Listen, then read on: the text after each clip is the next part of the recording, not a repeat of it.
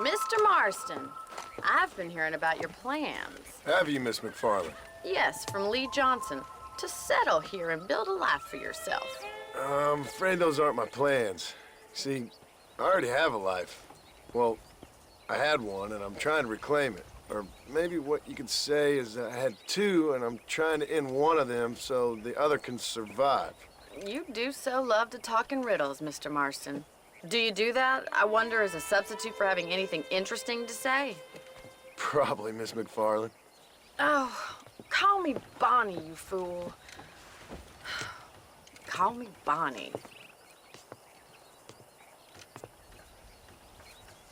Miss McFarland, I'm married. I have a son. I had a daughter, but she died. Years before that, I rode in a gang. We robbed banks, trains, held people ransom. We killed people we didn't like. Bill Williamson was in that gang. Now, if I don't capture my former brother in arms, great harm will befall my family. Now, I don't suppose any of this is very interesting to you, but I hope it explains why I wasn't so eager to talk about it. No, I do understand. I had no idea. You poor man. Even in this new country, memories don't really fade. My father was an illiterate Scot born on the boat into New York. He never saw his homeland, but to hear him talk about it, you'd imagine he only ever ate haggis and wore a kilt. And he hated the English for what they had done to his great-grandparents that he'd never met. People don't forget. Nothing gets forgiven. That's true, especially when it comes to money. And you know, even now, after all his labors, my father's debts are still terrible. I worry every day about us losing the ranch. It would kill him. My father died when I was 8 years old. His eyes were, well, let's just say he was blinded in a bar fight south of Chicago. My mother died during childbirth. She was a prostitute, and he was her, well, I don't know what he was. So I was sent off to an orphanage and ran away and fell in with a gang. My word. What a difficult life you've lived. The leader of the gang taught me how to read, taught me how to see all that was good in the world. He was a great man in a way. But you killed people. Sure. And I've suffered for it. And that's the life I left, or tried to leave. Said too much, Bonnie. I'm an uneducated killer, sent here to do all I can do well.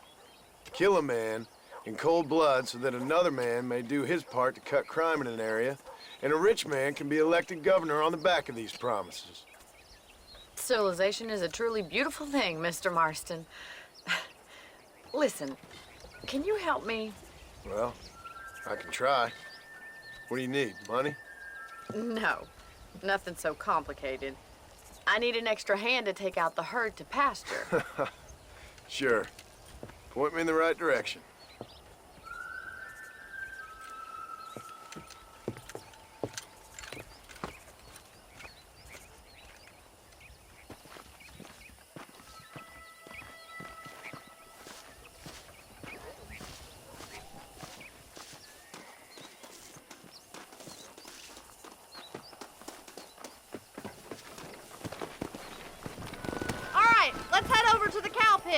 It's about time a budding farmer such as yourself learned how to herd cattle.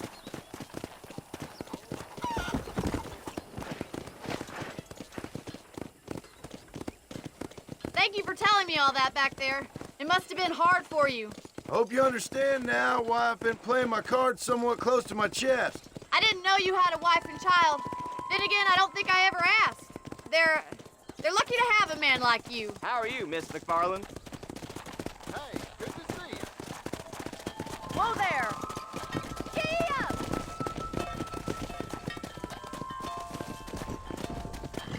Nice job, Mr. Marston. Come on. That's it. Come on, easy up there. Mr. Boss. Herd the cows down the road. Pretend you know what you're doing. Muy bien, señor.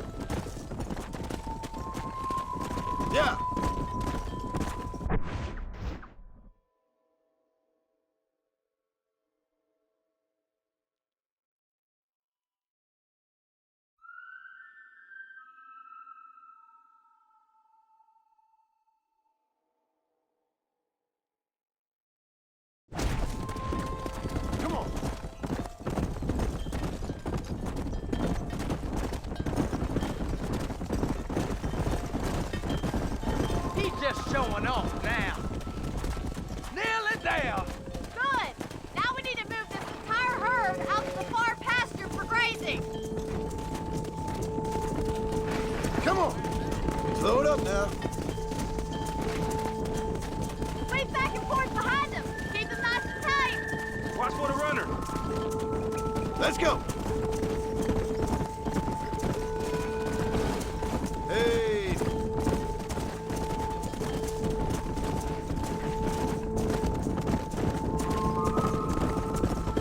Doing great, Mr. Morrison.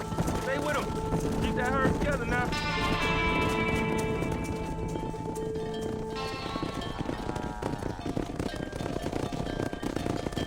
You're not bad with the herd.